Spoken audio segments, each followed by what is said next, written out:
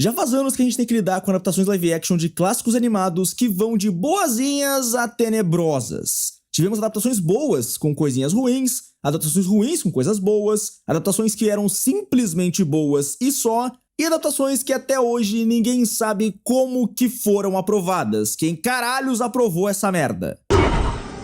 Eu não quero ver! Eu não quero! Já chega! Já chega!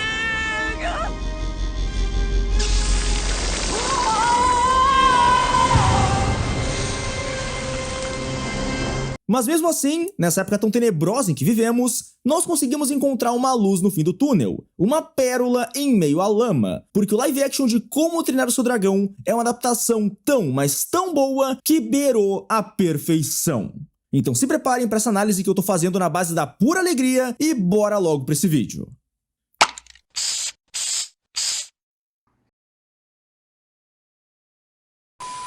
Como Treinar o Seu Dragão é uma franquia que simplesmente dispensa apresentações. Essa série de filmes inspirada em livros infantis vem fazendo sucesso absurdo desde o primeiro filme lá em 2010. E de lá pra cá, essa franquia recebeu 3 filmes e diversas séries. Dentre elas, algumas melhores que outras. E nesses anos, essa franquia se consagrou como uma das melhores sagas já criadas, tendo uma ótima história, um mundo fascinante, personagens carismáticos e, é claro, filmes que todo mundo ama. Então todos sabiam que seria só questão de tempo até produzirem uma versão live action do Cavaleiro de Dragão mais amado do cinema. E sim, geral tinha medo que fizessem com essa adaptação o que fizeram com Mulan ou Death Note, que seria cagar totalmente pra obra que estão adaptando e esculhambar com tudo, criando assim uma obra merda no nível de Devil May Cry da Netflix, e depois falando que a culpa do fracasso é dos fãs que são preconceituosos e que não entenderam o filme. Good news, we have Devil May Cry 5 coming out. Were you hoping to play it before doing your adaptation? Is that what you're saying? Or you just... No, I actually thought the franchise was dead. Oh, I got it. Mas, para nossa sorte, nesse caso aqui, o diretor do filme original também dirigiria o live action. Então, nós não tínhamos que nos preocupar com nada, né?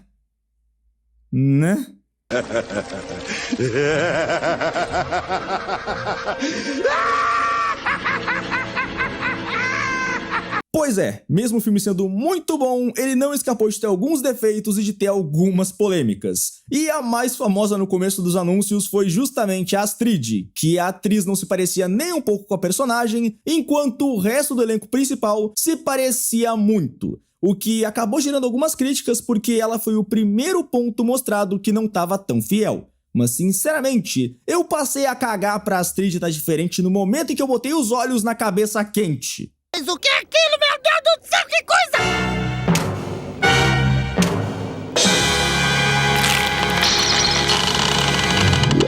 Pois é, por motivo nenhum a cabeça quente, a personagem mais magra do grupo principal, sendo quase uma modelo francesa, acabou ficando gorda nesse filme.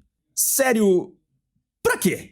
E quem dera as mudanças parassem por aí. Porque Berk não só tem a Astrid como negra, como também conta com orientais e até mesmo um personagem que quando eu vi, eu só consegui pensar que meteram o Yasuke nesse filme. É sério? E sim, o filme justifica isso com Berk não sendo apenas uma aldeia de vikings, mas sim uma aldeia que descende dos maiores lutadores de dragão do mundo. E essa até seria uma desculpa válida se não fosse por um fator. O fato de que, pelo que a própria obra já nos apresentou, o povo de Berk nunca tinha ido tão longe. Até mesmo os vilões da obra não fugiam do padrão dos vikings como brancos. E ok, nós temos um personagem asiático no terceiro filme, mas nunca tivemos alguém que beirasse o Yasuke, então... Aqui é complicado, porque é a dúvida de sempre. Se você tem que colocar diálogos desnecessários no roteiro para justificar uma mudança nele, então pra que fazer essa mudança? Isso aqui foi claramente aquela agendinha chata de meter inclusão em tudo e sim, eu critico essa merda. Principalmente a cabeça quente. Já tinha um monte de gente cheinha em Berk e fizeram questão de engordar a garota mais magricela e quase anoréxica da aldeia. Sério, pra quê? Quem teve essa ideia ridícula? Aquela bunda ali é uma arma nuclear.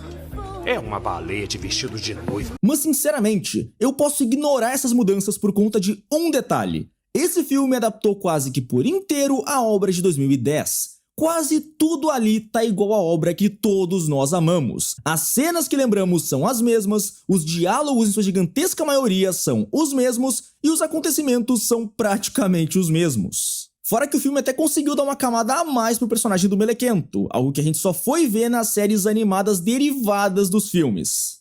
E ok, podiam ter acrescentado isso a outros personagens, mas a adição ainda assim é válida. Eles também adicionaram coisas na Astrid, mas, sinceramente, aqui eu acho que eles erraram e erraram feio, porque ela tá mais marrenta que no original e até mesmo ambiciosa demais, porque aqui ela não quer só ser a melhor no treino com dragões, ela quer ser a chefe de Berk.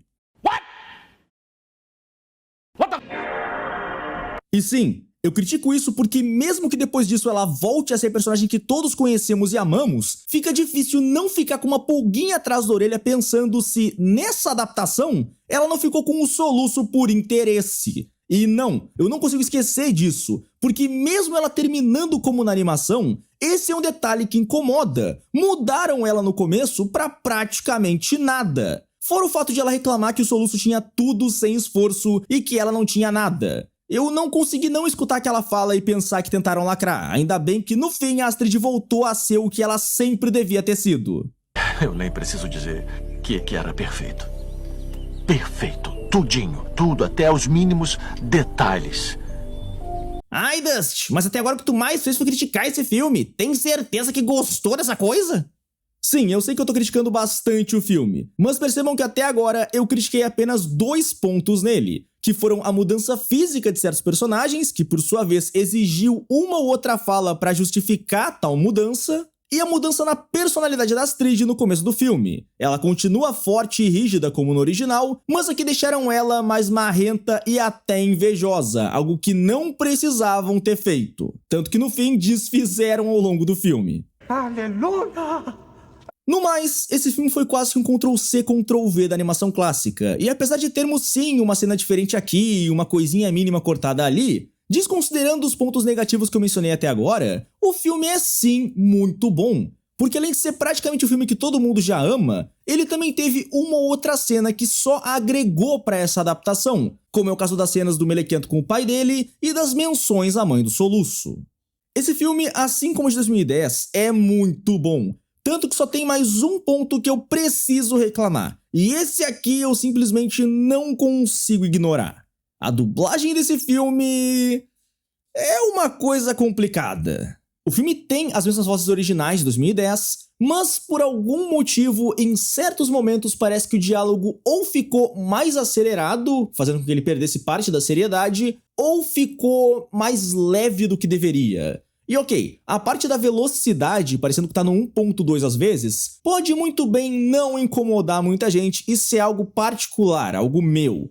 Mas a questão de algumas falas eu acho que afeta muito mais gente. Porque sim, tiveram algumas falas de momentos específicos e muito icônicos do filme que foram trocadas e que parece que o que substituiu elas não tem o mesmo peso, mas sim é mais leve. Pelo menos pra mim, isso afetou a experiência do filme, porque enquanto eu via o filme, no ponto que eu sentei na cadeira, eu lembrei de cada fala do filme antigo. Então, sim, eu comparei mesmo não querendo, porque eu não consegui não comparar. Pra mim, houveram momentos que ficaram mais leves do que deveriam. Mas é aquilo, a adaptação não é um copia e cola de tudo, mas eu sinto que nesses momentos afetou sim a minha experiência. Mas no fim, eu nunca vou poder negar uma coisa. Esse filme é simplesmente bom demais. Apesar de ter sim uma ou outra falha aqui e ali. Ele facilmente é uma das melhores, se não a melhor adaptação live action que a gente teve nos últimos anos. Cada momento desse filme é simplesmente lindo e mágico. Essa obra é uma forma maravilhosa de apresentar essa franquia para uma nova geração. E também a chance perfeita para adultos como eu irem pro cinema e se sentirem crianças de 9 anos de novo ouvindo a icônica frase "Essa é Berk", e se deleitando com a trilha sonora desse filme, que é simplesmente maravilhosa. Eu acho simplesmente impossível não recomendar esse filme para aqueles que são fãs dessa saga. Assistam, não vão se arrepender. Essa é a minha opinião e eu quero ver de vocês nos comentários. Conclusão: Filmaço que por pouco não alcança o original. Nota 8,5 pra 9.